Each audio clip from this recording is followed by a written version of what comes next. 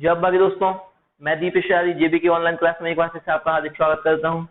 आशा करता हूं आप सब लोग घर में होंगे, मस्त होंगे, स्वस्थ होंगे और घर में बैठकर पढ़ रहे होंगे। चलिए, तो कल की वीडियो भिन्न के ऊपर थी, आरोही अवरोही क्रम के ऊपर। आज हम उसके आगे आपको बताते हैं। आपके एग्जाम में कई बार पूछ लिया जाता है, जो इम्पोर्टेंट है, सतत भिन्न। सतत भिन्न या इसी को कहीं कहीं लंगड़ी भिन्न के नाम से भी जाना जाता है। जैसे मैं आपको बताऊं, इस टाइप से ये आती है 1/1/1 1/2।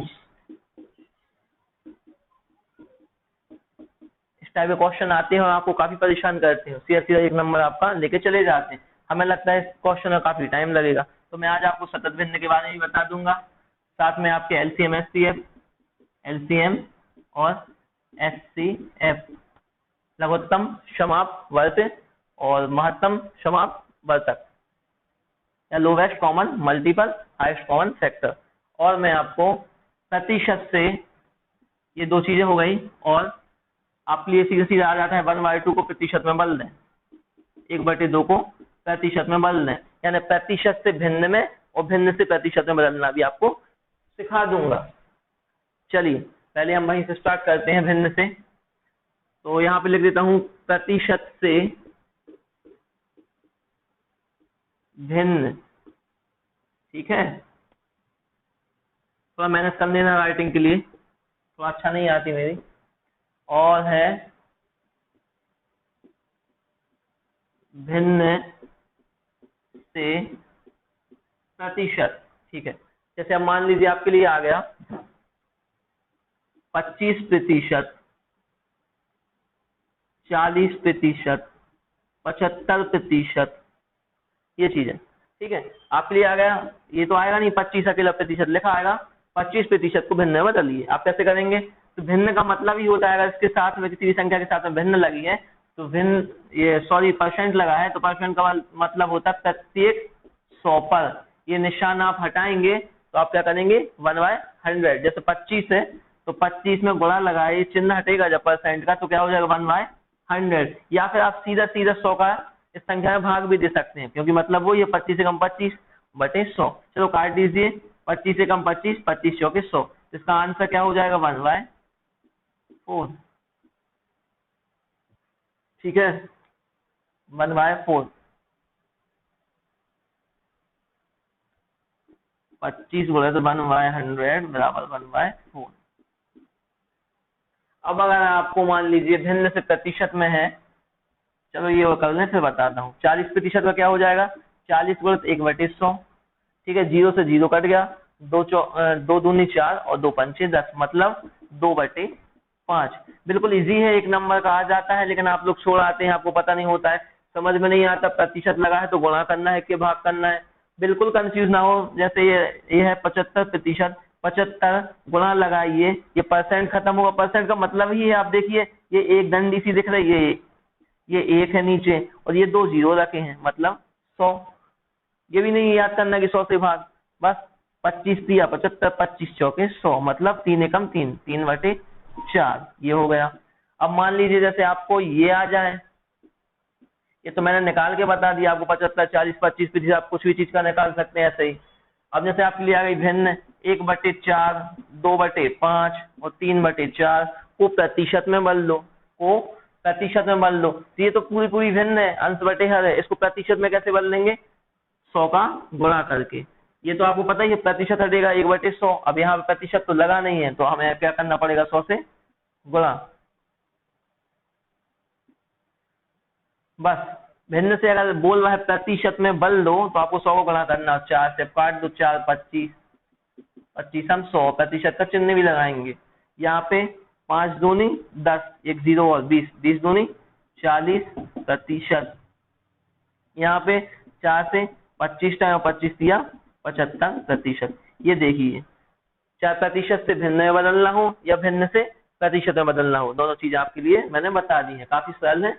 और अगर कोई भी दिक्कत जाती है, प्रॉब्लम जाती है, तो आप कमेंट सेक्शन में कमेंट करके हमसे पूछ सकते हैं। चलिए, मैं इसको अब रफ करता हूँ, आप लोग नोट कर लीजिएगा।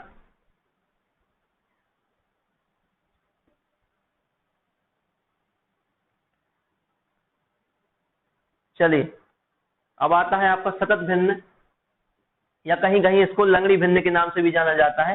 क्वेश्चन मैंने वो आपके सामने लिखा ही दिया है, मैं इसको हल करके बताता हूँ। जैसे क्या है 4 टाइम 1 है 1/1/1/1 बाय 2 1 + 1 + 1 + ये 1 +। ठीक है, ये क्वेश्चन आपको समझ में आ ही रहा होगा। इसमें क्या है, हमें इसको हल करना है। हम इसको कैसे हल कर सकते हैं, तो देखिए मैं आपको बता देता हूं। आप इस नीचे वाले कॉन्सेप्ट को देखें, इतने पे ध्यान दें आप। क्वेश्चन मैंने वहां पे आपको लिख दिया है और ये इसमें मैं हल करके आपको बता देता हूं। ये मैं रफ करूं तो आपको वहां पे समझ में आ जाए। हमें एक एक स्टेप हल करना है। इसका मतलब क्या हुआ 1 + 1/2। एक तो चीज सामने आपको समझ में आ रहा है, ये एक पूरा पूरा है और एक 1/2 है, मतलब आधा है। ठीक है, ये इसमें जोड़ना है तो ये तो समझ में आ रहा है 1.5 बन जाएगा।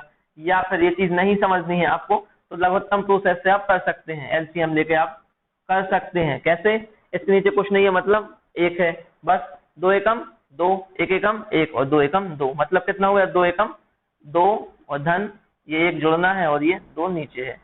अब इसको और शॉर्ट करते हैं हम, इसको एक को भी नहीं लेना है, ये तो आपको बता दिया मैंने क्यों करना है। अब आपको सीधा करना है 2 एकम 2 और एक इसमें जोड़ना है तो 3/2।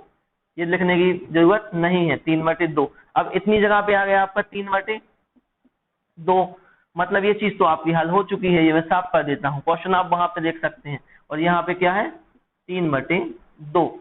अब देखिए, अब ये फॉर्म फिर से वैसे ही हो गई 1 + 1/3, लेकिन ये 2 अतिरिक्त आ गया है। जब ये आते हैं तो इसको कुछ नहीं करना पड़ता है।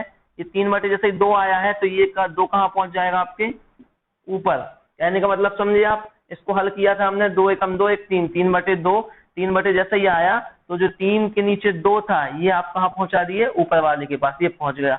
अब बस ऐसे इसको हल करना है, 3 एकम 3, 3 तो ये हो गया, प्लस है तो ये प्लस, और 2 एकम 2, 2 में 1 का गुणा करेंगे तो 2 आएगा, इसमें 2 ऐड होना है। 3 एकम 3 और 2 5, मतलब क्या आ जाएगा, इसके नीचे 2 है 3 है, 5/3। ठीक है, तो इतना हल करने पे हमें मिला 5/3।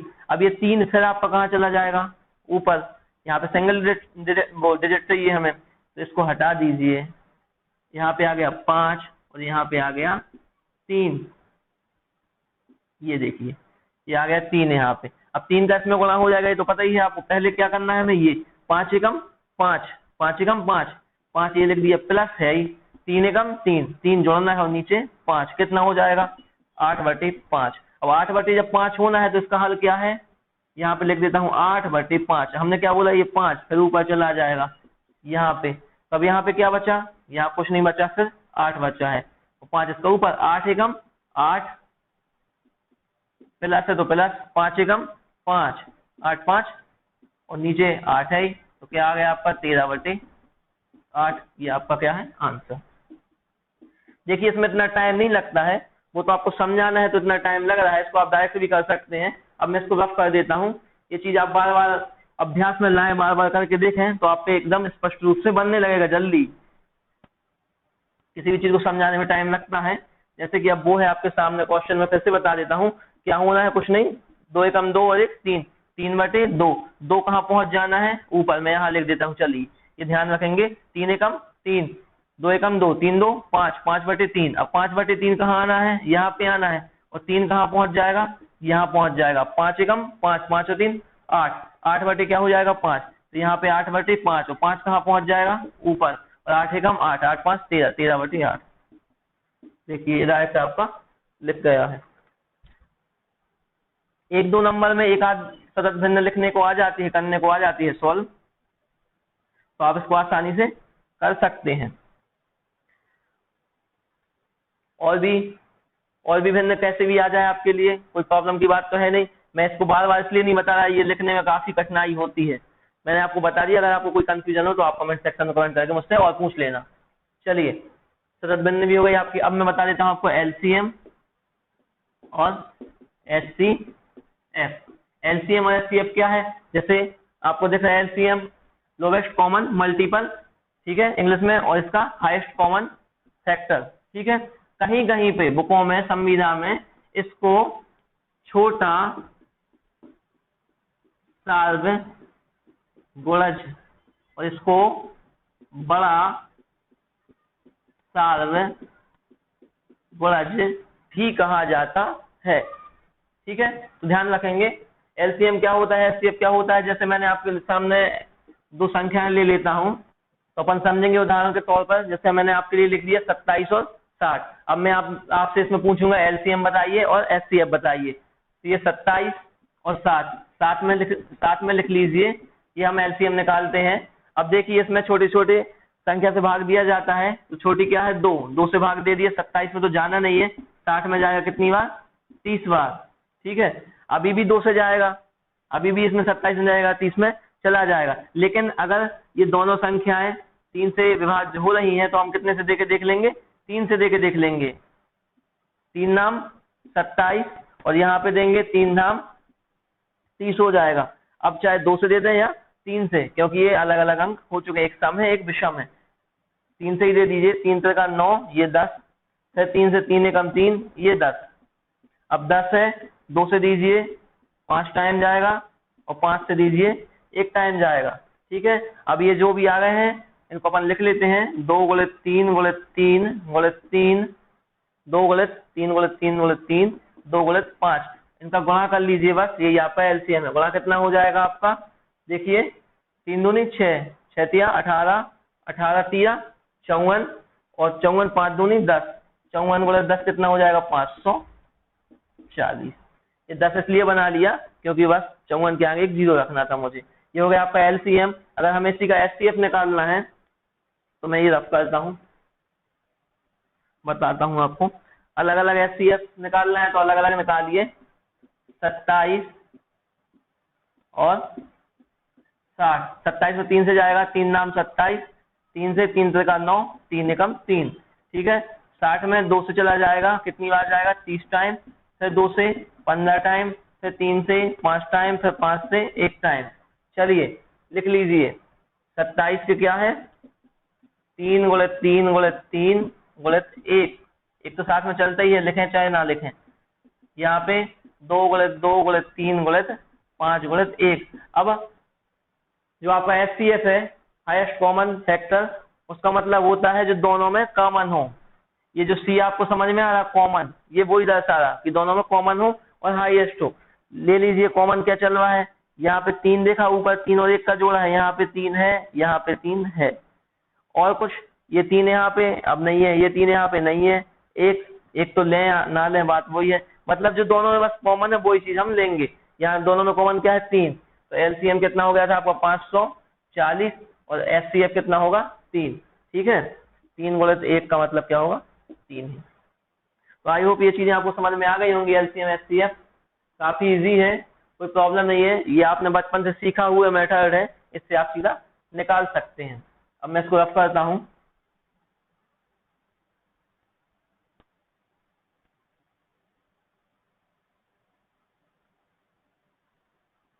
ये क्वेश्चन आपको समझ में आ गया होगा।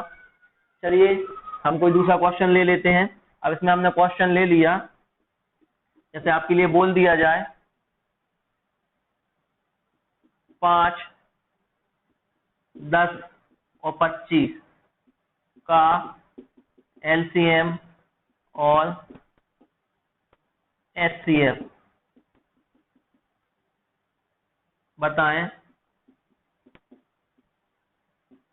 तो एलसीएम और एचसीएफ बताएं का मतलब क्या है कि आप निकालते बनने लगे।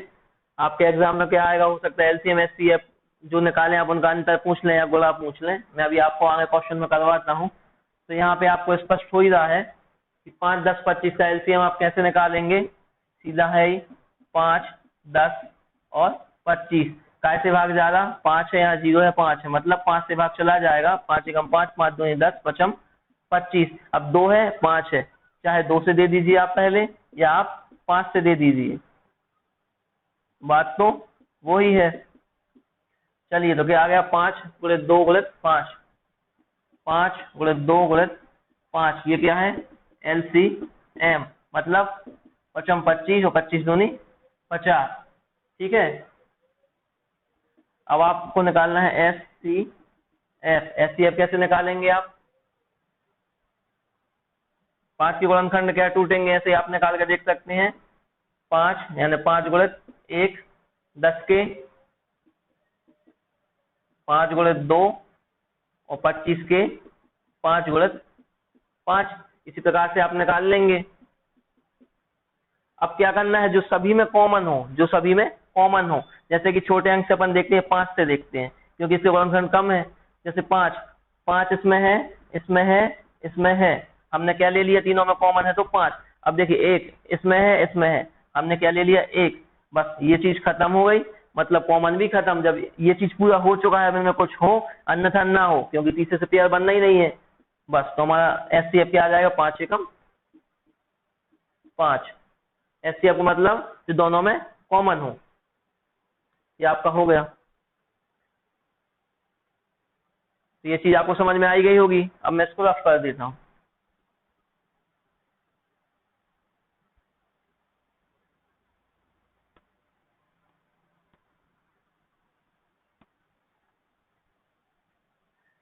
चलिए अब 2-3 क्वेश्चन देख लेते हैं, जिस टाइप से आपके संविदा में क्वेश्चन आ जाते हैं हम आपको क्वेश्चन बता देते हैं। जैसे क्वेश्चन आ जाएगा 36, 54, 60, ये 3 अंक आ जाएंगे के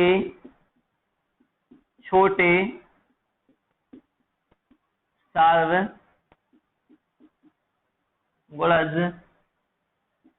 और बड़े सार्वगुणज का अंतर क्या होगा। अब मैंने आपको पहले ही बता दिया था, कहीं कहीं पे छोटे सार्वगुणज और बड़े सार्वगुणज लिखा जाता है, तो आपको कंफ्यूज नहीं होना है। 36, 54, 60 का छोटे सार्वगुणज मतलब एलसीएम और बड़े सार्वगुणज मतलब एचसीएफ निकालना है, और बाद में उनका अंतर दोनों को बता देना है, घटा देना है। तो 36, 54, 60 इसका आप कैसे निकालेंगे, 36, 54 और 60। देखिए यहाँ पे 2 से भाग जा रहा है, ये 18 टाइम जाएगा, ये 27 टाइम, ये 30 टाइम, फिर देंगे 9 बार। 27 में तो जाना नहीं है और 30 में 15 बार। अब यहाँ 2 से भाग तो जाएगा नहीं, समांक बचा ही नहीं, अब 3 से जाएगा। 3 का 9, 3 नाम 27, 3 5 15, ठीक है। फिर 3 से दे दीजिए, 3 एकम 3, 3 का 9 और 5 जैसे के तैसा, क्योंकि 5 में तो 3 का भाग जाना नहीं है। अब क्या हो गया, अब नहीं है तो जब आप यहाँ तक भी भाग देके देख सकते हैं, क्योंकि अंक जब तक भाग दिया जाता है जब तक कि अंक अलग अलग ना बचे। यहाँ देखिए 3, यहाँ देखिए 5, अंक कॉमन है नहीं। अब आप चाहें तो दे दीजिए, ये 3 का देंगे तो यहाँ पे 1, यहाँ पे 5, और फिर यहाँ पे 5 का देंगे तो यहाँ पे 1 1 1। आप यहाँ पे भी लिख सकते थे, ये तीनों जो 5 यहाँ पे लिखे, आप यहाँ पे भी समझ सकते थे, 3 और 5 15 लिख सकते थे। चलिए एलसीएम क्या हो गया, 2 टाइम 2 है, 3 टाइम 3 है और 1 टाइम 5 है। चलिए गुणा कर लीजिए, पहले हम इसको 10 बना लेते हैं, या सीधा सीधा गुणा ही कर लीजिए। 5 दूनी 10, क्योंकि हम अब जो भी गुणा करेंगे उसमें एक जीरो बस हमें बढ़ाना पड़ेगा। ये 2 तो हो गए, इनका क्या आ गया 10। 3 दूनी 6, 6 तिया 18, 18 तिया 54, ठीक है। और गुणित 5 दूनी 10, पहले ही कर लिया था 540। ये 540 क्या हो गया इनका, 540 क्या होगा इनका एलसीएम। अब एचसीएफ क्या होगा, एचसीएफ। एचसीएफ के लिए फिर आपको कोई प्रोसेस करनी पड़ेगी। चलिए 36 से क्या गुणनखंड टूटेंगे, 2 से दीजिए 18, फिर 2 से दीजिए 9, फिर 3 से दीजिए 3 बार, और 3 से फिर 3 बार। लिख लीजिए यहाँ पे कहीं 36 का क्या हो गया, 2 गुणित 2 गुणित 3 गुणित 3। अब आपको निकालना है 54 के, ये मैं रफ कर देता हूँ। 54 2 से जाएगा क्योंकि इकाई का अंक है पीछे। 27, फिर अब 27 में 2 का नहीं जाएगा, 3 का जाएगा 9 बार, फिर 3 से 3 बार, फिर 3 से 1 बार। लिख लीजिए 2 गुणित 3 गुणित 3 गुणित 3, ये भी हो गया। अब क्या है आपका 60 से दीजिए ये 30 टाइम, फिर 2 से 15 टाइम, फिर 3 से 5 टाइम, और 5 से 1 बार। ये 54 और ये 60, क्या आ गया, 2 गुणित 2, 3 गुणित 5, ये चीज आप निकालते बन जाएगा। अब बस इनका एचसीएफ मैंने पहले भी आपको बता दिया, जो कॉमन हो तीनों में। यहाँ पे देख लीजिए 2, यहाँ पे भी 2 है, यहाँ पे भी 2 है, फिर ये 2 देखिए यहाँ पे नहीं है, काम खत्म। ये देखिए 3, अब ये 2 तो आना नहीं है, अब ये देखिए 3, ये नीचे 2 लिख लिया मैंने, एक जो अभी बना है कॉमन, ये 3, इसमें भी 3, इसमें भी 3, ये 3, ये 3 और ये 3, सभी में कॉमन हो, बस वही लेंगे आप। अब ये 3, ये 3, लेकिन इसमें 3 नहीं है, तो कितना आ जाएगा, 3 दूनी 6। तो एचसीएफ आपका क्या आ गया, 6। और हमने क्या बोला है, दोनों का अंतर, तो 540 में से 6 आप घटा देंगे तो कितना बचेगा, 540 माइनस 6 यानी 534, और यही आपका आंसर होगा। इस टाइप के क्वेश्चन आपके लिए आ जाते हैं। मैं इसको रफ कर देता हूं।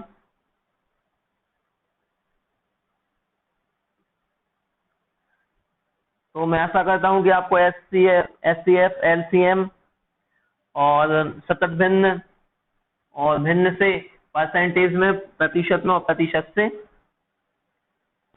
भिन्न में बदलना, आज मैंने जो आपको बताया वो आपको अच्छे समझ में आ गया होगा। घर में काफी प्रैक्टिस करें, और जो भी चीज समझ में ना आई हो, कमेंट सेक्शन में हमें कमेंट करके हमसे पूछ सकते हैं, हम उसका निराकरण आपको बताएंगे। तो आज के लिए इतना काफी है। जय अब्बा की दोस्तों।